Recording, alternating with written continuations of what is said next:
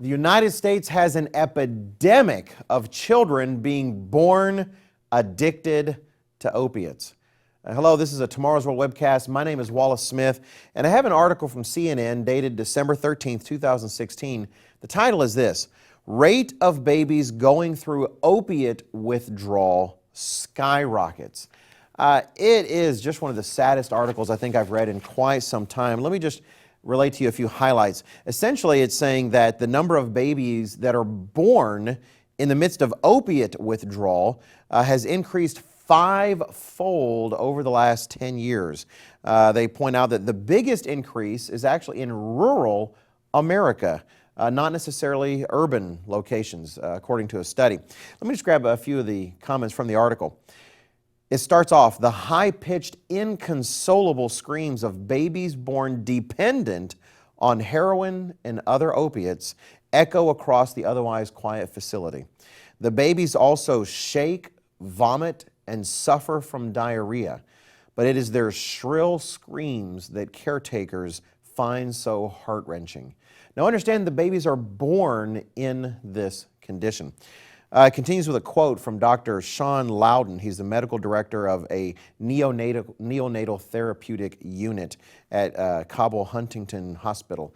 Anyway, he comments, when they are born, because they're no longer being exposed to an opiate, they're going to go through withdrawal. That is what we deal with.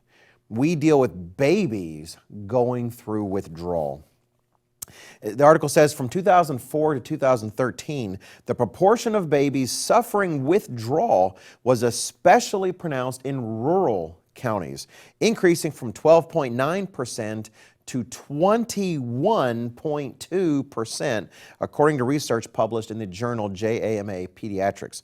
In addition, incidence of babies going through withdrawal increased from 1.2 to 7.5 per 1,000 hospital births among rural infants, and from 1.4 to 4.8 per 1,000 hospital births among urban infants. Now that's fascinating to me. So you go back to the earlier study, and it was slightly higher in urban areas, but in rural areas, not only has it jumped like in urban areas, but it's actually jumped further and far outpaced the births in urban areas.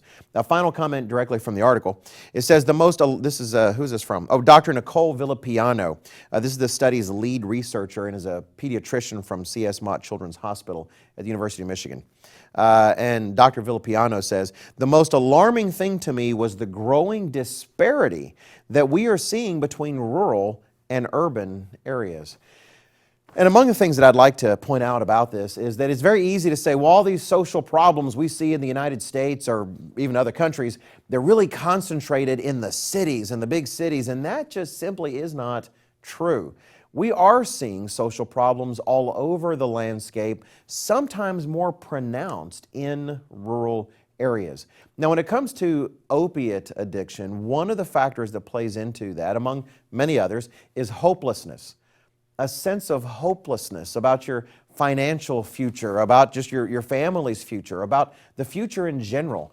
And is it possible that there's a stirring sense of that in more rural areas than there is in urban areas? I can't say, but I do know that hopelessness plays a gigantic role. And how do you solve that? I mean, you can do drug intervention programs and try to prevent people from getting hooked on these terrible drugs, but if you don't solve the cause of the problem, then it just manifests itself in different ways. Hopelessness will find its way to manifest itself in the lives of anyone in which it has truly taken root. And when I think of hopelessness, the only thing that really fills a gap of hopelessness is substantial hope, real hope.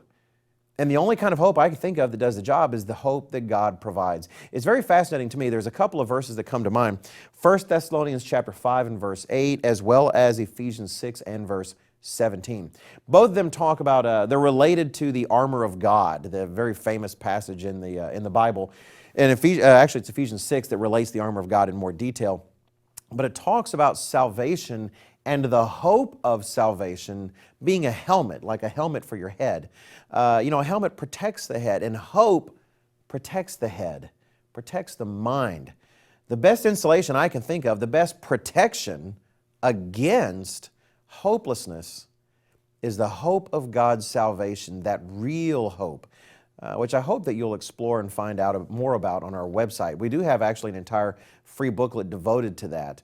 In particular, Your Ultimate Destiny is a booklet I highly recommend, one of my favorites. Please take a look for that one on our website, as well as you can read our booklet on what is the true gospel, which also communicates the same thing. But if we're going to solve this problem for these incredibly young children born into a world they did not ask for and addicted to drugs like this, we're going to have to solve the problem of hopelessness. Thanks for watching. Please check out everything we have available at tomorrowsworld.org.